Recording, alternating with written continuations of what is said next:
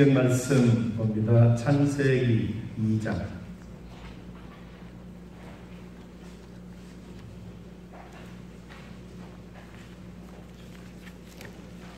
창세기 2장 1절에서 3절까지.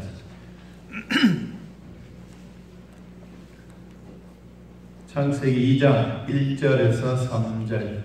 자, 찾으시도록 하나님의 말씀 함께 했습니다. 천지와 만물이 다 이루어지니라. 하나님이 그가 하시던 일을 일곱째 날에 마치시니 그가 하시던 모든 일을 그치고 일곱째 날에 안식하시니라. 하나님이 그 일곱째 날을 복되게 하사 거룩하게 하셨으니 이는 하나님이 그 창조하시며 만드시던 모든 일을 마치시고 그날에 안식하셨음이니라.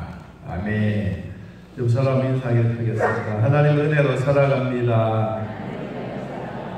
하나님의 말씀으로 은혜 받겠습니다. 할렐루야. 오늘 안식일의 의미 5가지라고 하는 제목으로 같이 말씀 나누려고 합니다.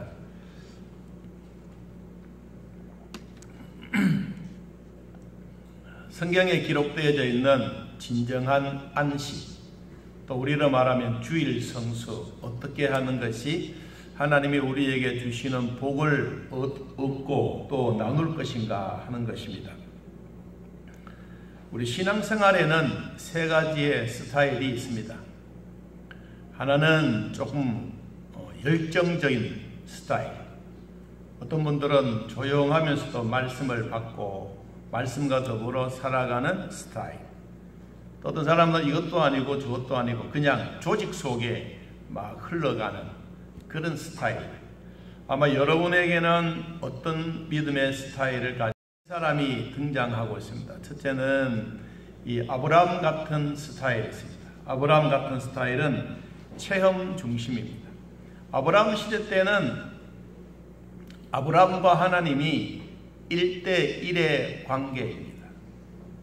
그냥 뭐 성전이 있거나 성경 말씀 두루마리가 있거나 또 거기에 선지자가 있거나 이런 것이 없이 하나님과 1대1로 아브라함아 이렇게 부르시면 예 라고 대답하는 시대가 바로 아브라함의 스타일입니다. 창세기 12장 1절에도 그랬습니다. 여호와께서 아브라함에게 이르시되, 아니 하나님이 아브라함을 딱 정해서 너는 너의 고향과 친척과 아버지의 집을 떠나라. 이 떠나서 내가 지시한 땅으로 가라라고 했던 이 아브라함은 체험적인 신앙입니다. 이 체험적인 신앙은 장점이 참 많습니다. 체험을 했기 때문에 모든 것이 뜨겁습니다. 체험을 했기 때문에 확신이 있습니다. 그리고 천국에 대한 더 마음의 기쁨의 은혜가 훨씬 더 큰 것입니다. 미지근한 게 이런 것보다는 뜨거운 열정, 하나님의 교회를 사랑하는 마음도 훨씬 더 뜨겁게. 그래서 우리는 대부분의 사람들 순복음교회가 그렇다라고 하지만 순복음교회도 그런 스타일이 있는가 하면 또 그렇지 못한 사람들도 있습니다. 단점이 있다면 각각 하나님의 은혜를 받는 방법은 다른 것입니다. 모두가 은사, 모두가 방언 이런 것 똑같이 동일하게 받은 것은 아닙니다. 10사람이든 100사람이든 보면 다 다른 것입니다. 그러니까 한 사람이 모든 것이 동일하다라고는 말할 수가 없습니다. 이들에게는 이 신앙 고백이 약할 뿐만 아니라 성령에 임하시면 새로운 변화를 받아 뭔가 하나 해보려고 하는 그런 스타일, 아브라함의 스타일. 두 번째 스타일은 이 모세의 스타일입니다. 제가 잠깐 언급했지만 교회 안에는 공동체는 조직입니다. 이런 종교 속에, 이런 단체 속에 제일 강한 조직, 모세의 스타일이 어디냐면 천주교입니다. 천주교회는 그냥 교황 한 사람이 있으면 모두가 직속적으로 말 한마디면 하나님 말씀보다도 더 귀하게 여기는 이런 스타일이 바로 모세 스타일입니다.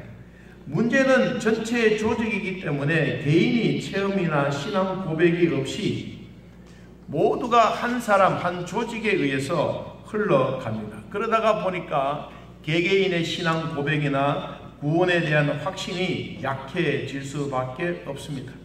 그냥 공동체 속에 잘하면 예수 잘 믿는 것이고, 공동체 속에 뭔가 뛰어난다 그러면 그 사람을 새롭게 시켜서 뭔가 새로운 지도자로 만들어가는 것이 오늘날 모세 스타일의 신앙입니다.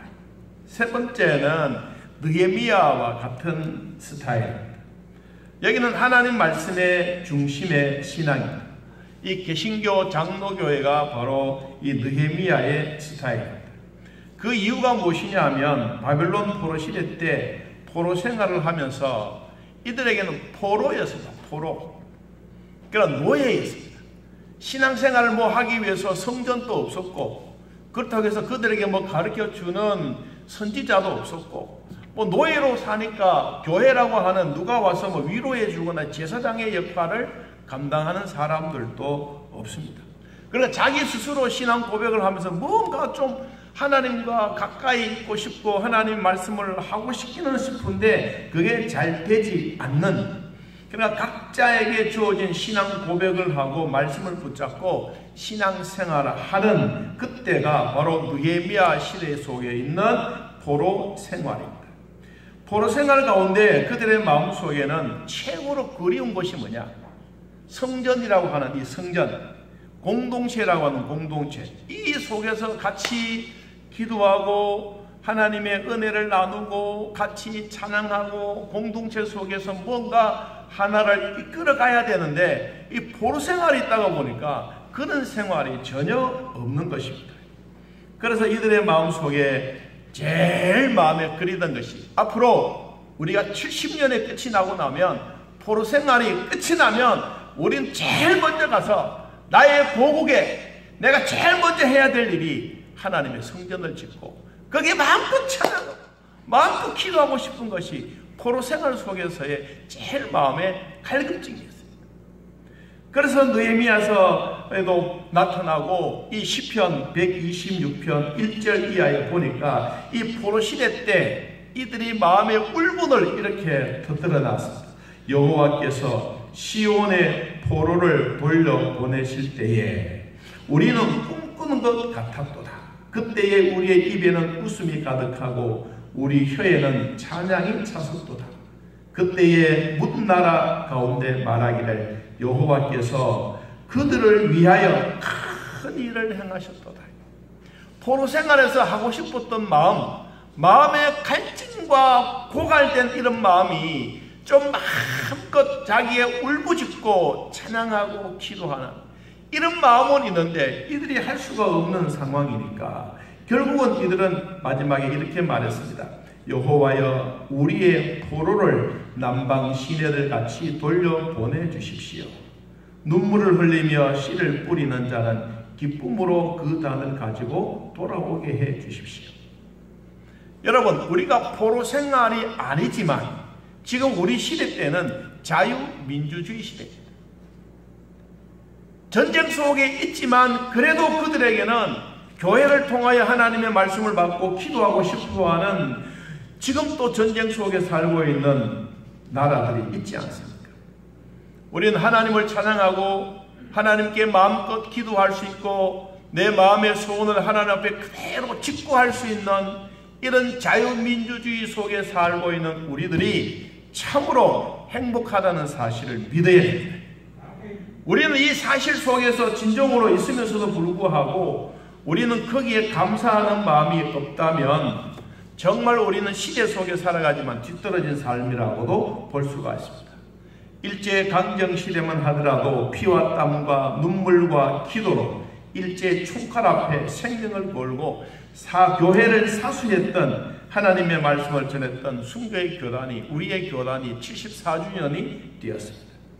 그럼 지금도 한국교회는 우리 교단을 바라보면서 뭘 하고 있는지, 우리가 어떤 상황 속에 있는지 한국교회는 우리 교단을 집중적으로 바라보고 있습니다.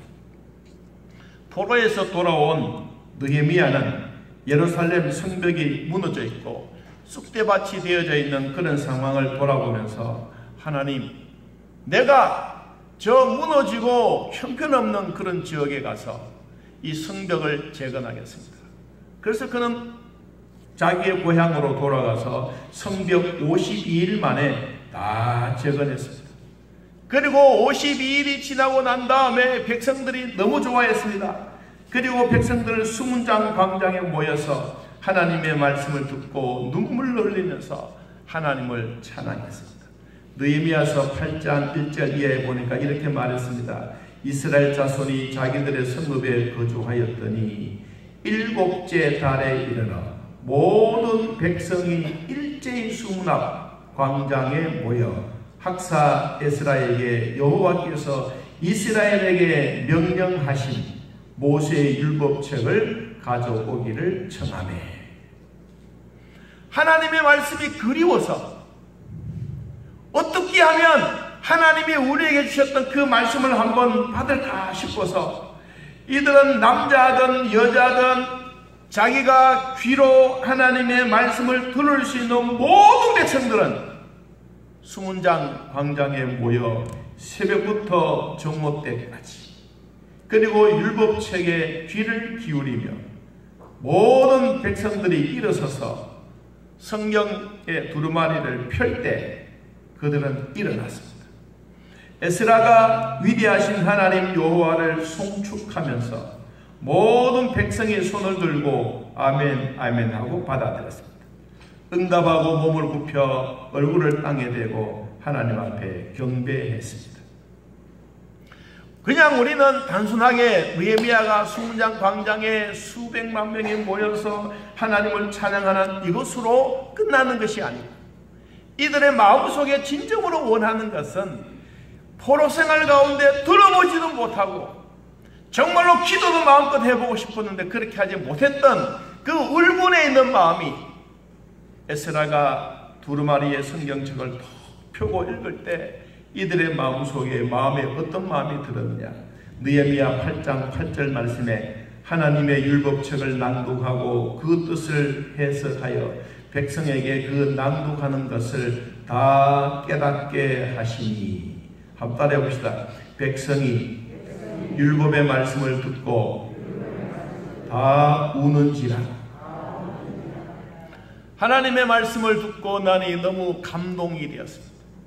저도 오늘 찬양을 드리는데 여러분들이 찬양을 드리며 은혜 받는 그 모습을 보니 마음에 감동이 오고 한 주간 동안 6일 동안 열심히 일하고 하나님의 교회에 와서 내 마음을 하나님 앞에 올려드리는 그 역동적인 그 마음이 여러분이 찬양 드리는 그 마음이 나의 마음을 울컥하게 만들었습니다. 오늘 여러분들도 하나님의 말씀을 듣는 시간에 하나님의 성령의 감동이 있기를 진심으로 축복합니다. 수문장 광장에 모여있는 사람들이 여호와의 성일에 에스라가 말했습니다. 슬퍼하지 말아라. 울지 말아라. 이 날은 주의 성일이니 근심하지도 말라. 여호와로 인하여 기뻐하는 것이 너희의 힘이니라.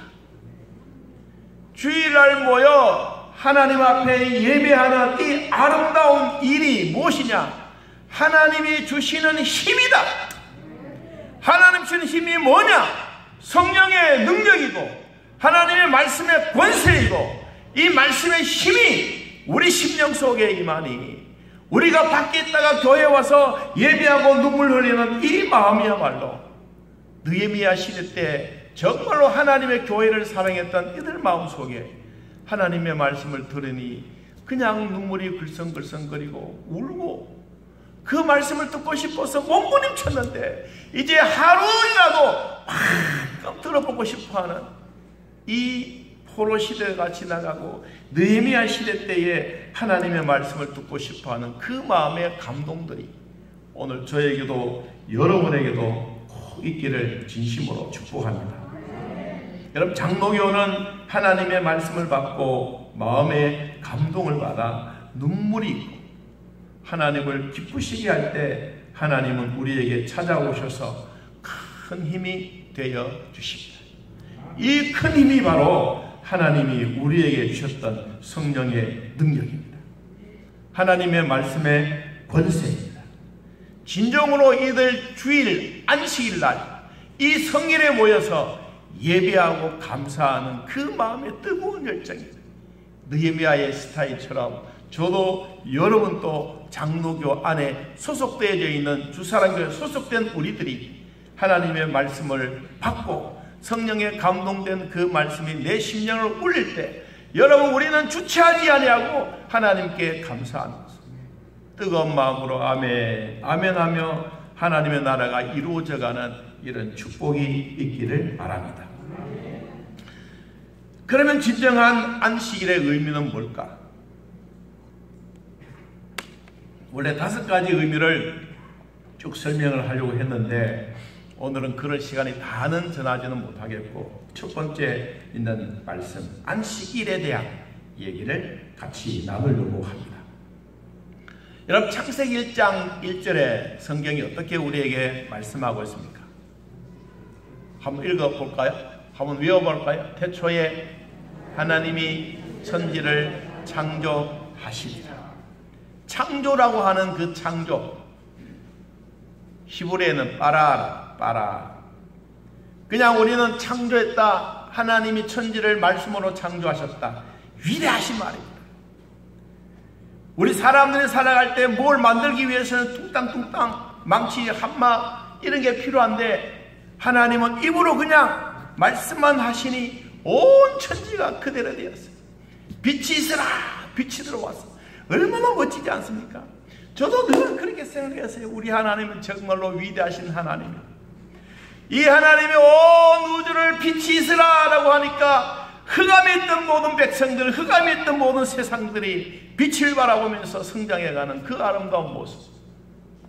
그런데 빠라라고 하는 이 단어의 의미를 다시 한 번 더 되새겨 보니까 산모가 아기를 출산할 때 목숨 걸고 아기를 낳는 그 마음이 빠라 창조한다.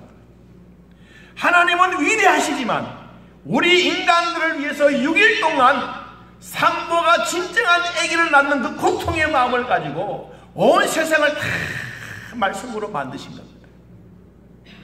그냥 우리는 하나님 위대하시다 이 찬양은 하지만 하나님이 우리 인간을 위해서 굽이굽이 물 하나 어쩌면 나무 한 포기 뿌리까지 우리의 모든 것을 다 만들어주시고 무엇을 자기 자식을 낳아서 길러가기 위한 하나님의 그 마음이 어디에 태초에 하나님이 천지를 창조하시나요?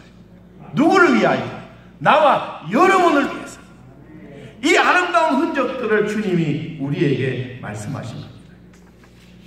산모가 아기를 낳는 그 고통에 힘이 빠지고 어려움이 있고 그리고 필요할 때가 뭐냐? 안식이다.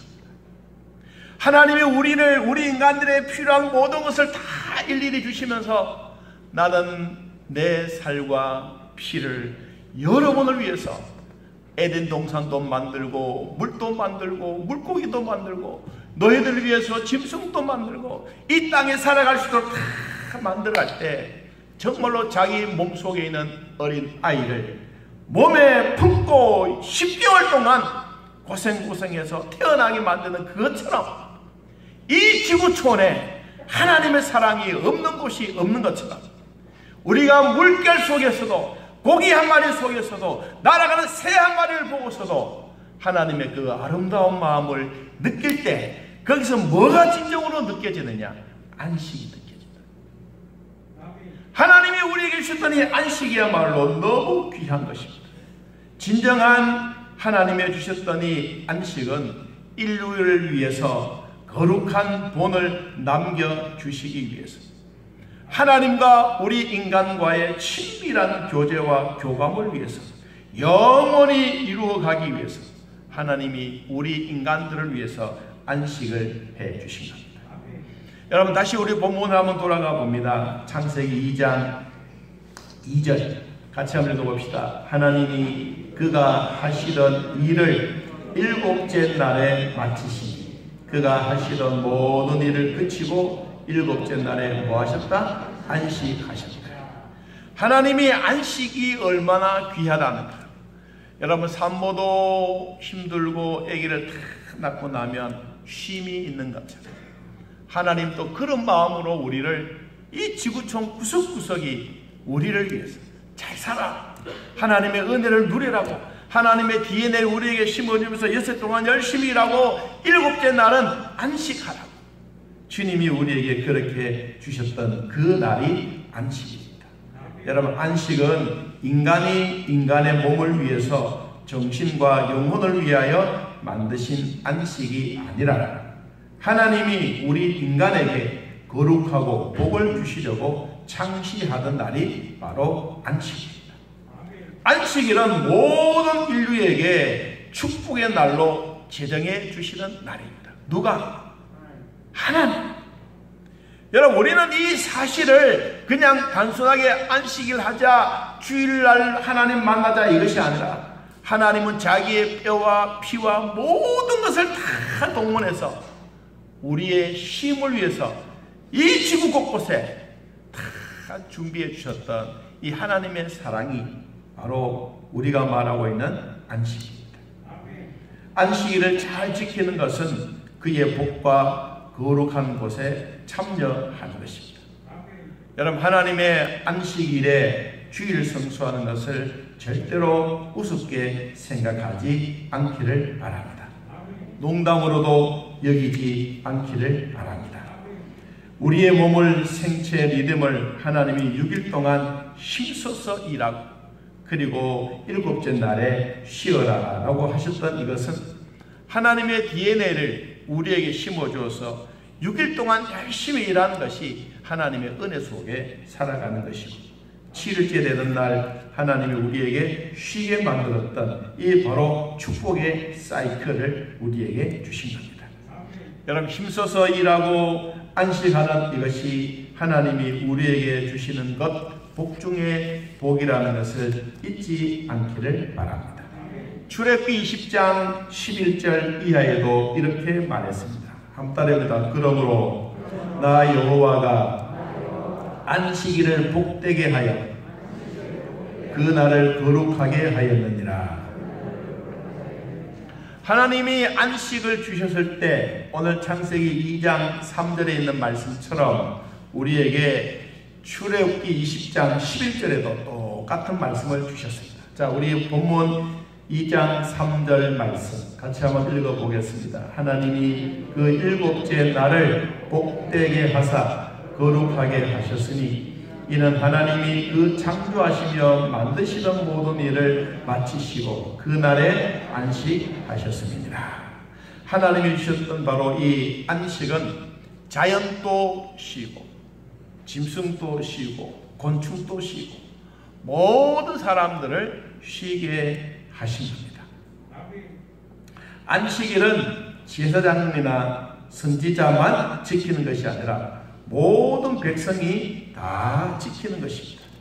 그래서 마태복음 11장 28절에 수고하고 무거운 짐진 자들아 다 내게로 오라. 내가 너희를 뭐하게? 쉬게 하리라. 나는 마음이 온유하고 겸손하니 나의 멍에를 메고 내게 배우라. 그리하면 너희 마음이 쉼을 얻으리니 이는 내 멍에는 쉽고 내 집은 가벼움이라 하시다. 그럼 복과 거룩은 함께하는 날이 바로 안식입니다.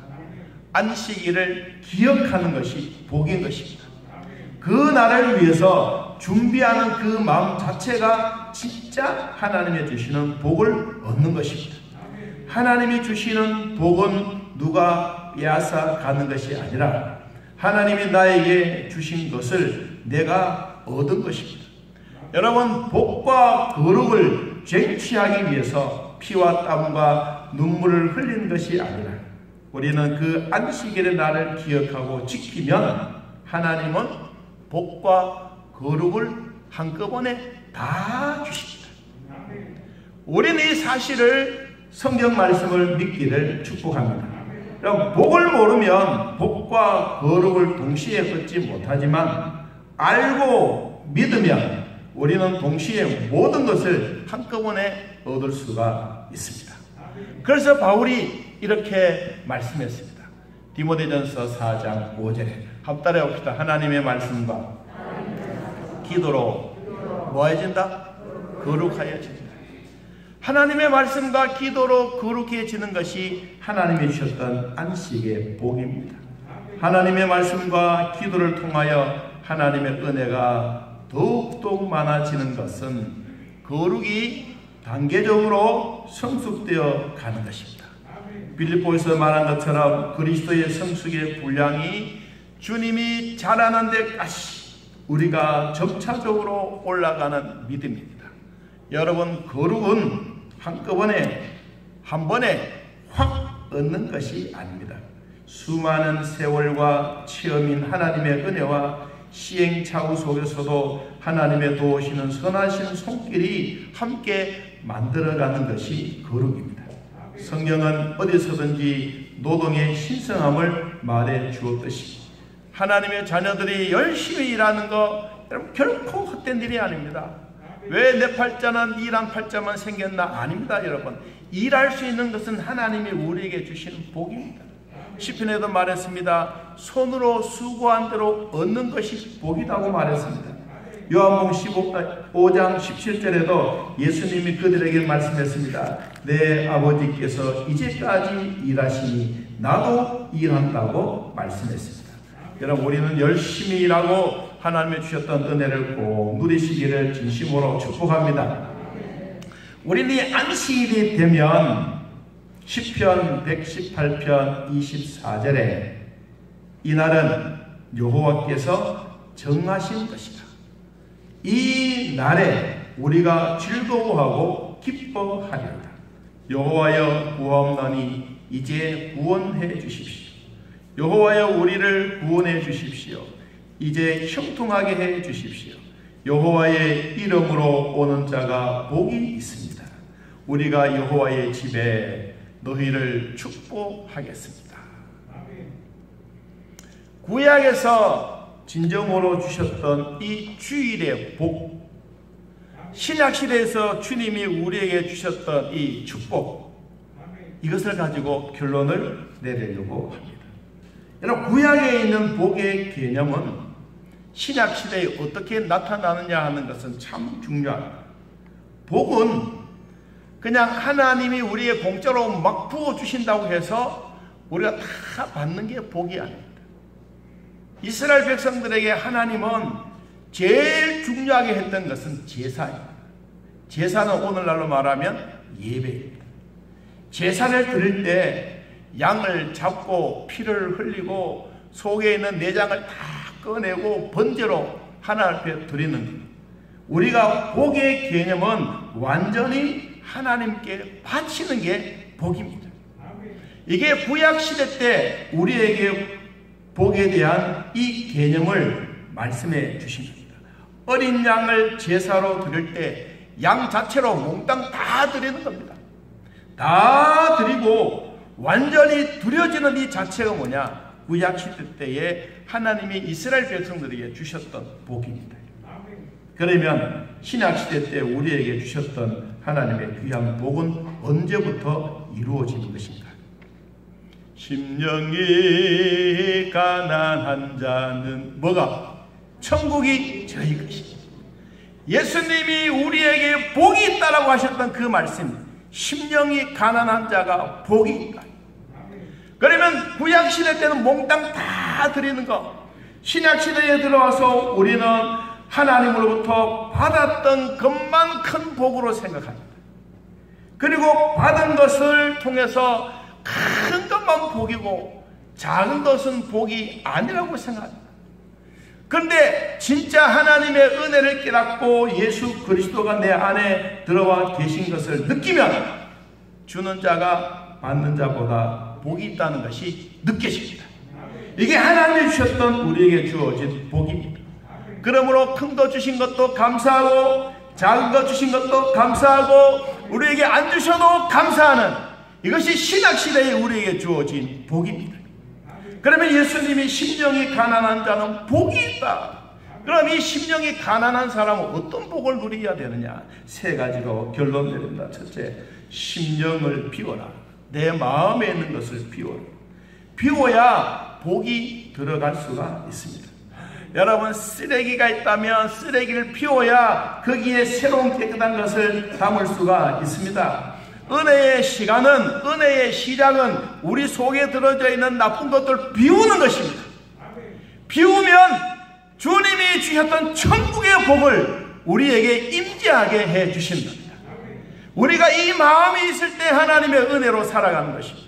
신약시대 때 우리의 마음을 비우는 것, 우리의 마음에 있는 것을 끄집어내는 것, 우리가 토해내는 것, 이거 비우면 주님이 새로운 것으로 채워주십니다. 두 번째는 심령이 가난하다고 하는 자는 어떤 복이 있느냐? 겸손한 자입니다. 하나님 앞에 낮아지는 것.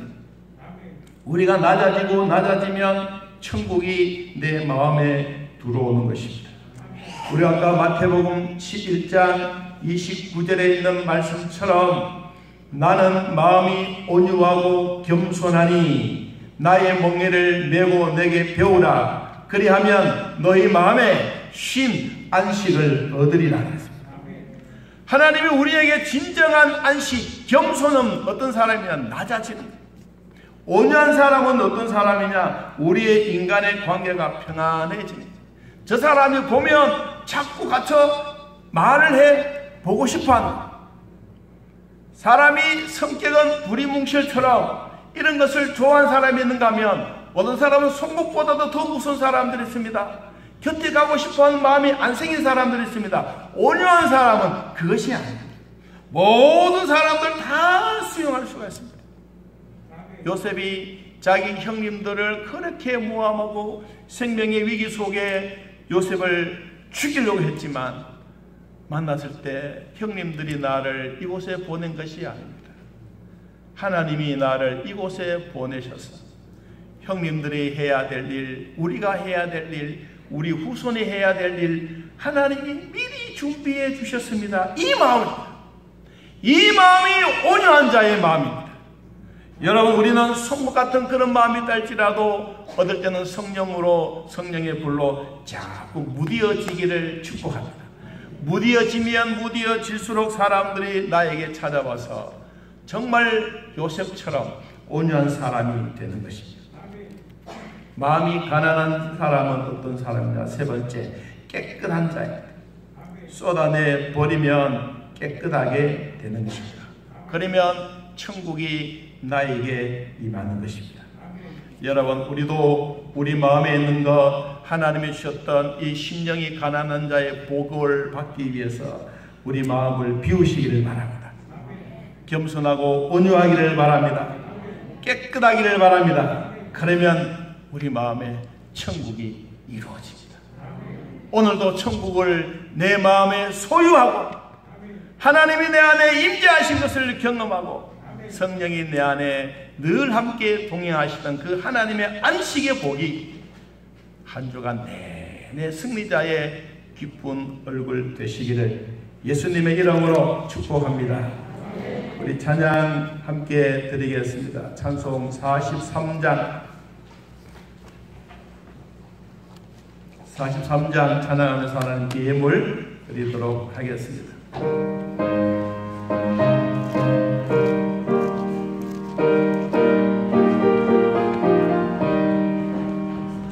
즐겁게 하시나